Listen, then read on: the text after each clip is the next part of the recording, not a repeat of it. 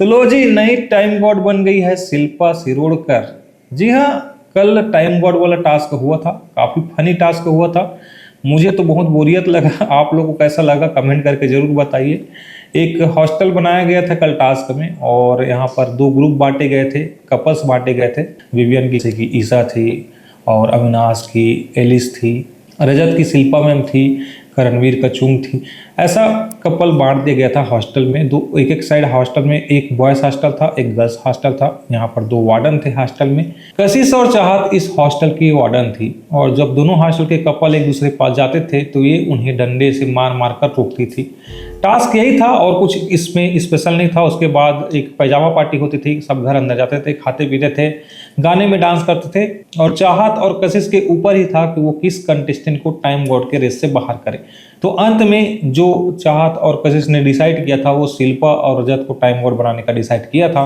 अब दोनों में एक टास्क होता है टाइम गॉड बनने के लिए। एक टोकरी पीछे रखनी होती है, बड़ी वाली टोकरी है, बहुत बड़ी टोकरी है ना, उसमें सामान रखना होता है। मतलब रजत दलाल को और शिल्पा जी को दोनों को पीछे एक टोकरी बांध कर रखनी होती है, और जो रजत दलाल को फेवर करेंगे वो शिल्पा की टोकरी गिराएंगे, और जो शिल्पा को फेवर करेंगे वो रजत दलाल की टोकरी गिराएंगे। और कोई जो रजत दलाल की टोकरी गिरा रहा है या शिल्पा की टोकरी गिरा रहा है, तो शिल्पा के सपोर्टर और रजत के सपोर्टर जो है उस टोकरी को गिरने से बचा भी सकते हैं। ऐसा एक टास्क हुआ, और फाइनली जो है वो रजत दलाल की टोकरी गिर जाता है, क्योंकि मेरे ख्याल से मुझे लगता है कि शिल्पा को सपोर्ट करने वाले ज़्यादा हैं। करणवीर उसमें इंक्लूडेड कर सकते हो आप, अविनाश को इंक्लूड कर सकते हो, साथ ही विवियन को इंक्लूड कर सकते हो। तो इन तरह से तीन लोग जो है वो शिल्पा को ही फेवर करेंगे, और रजत का शायद दिग्विजय ने सपोर्ट किया होगा, लेकिन दिग्विजय अकेला, और इधर तीन तीन लोग, तो मुश्किल तो होना था रजत दलाल के लिए।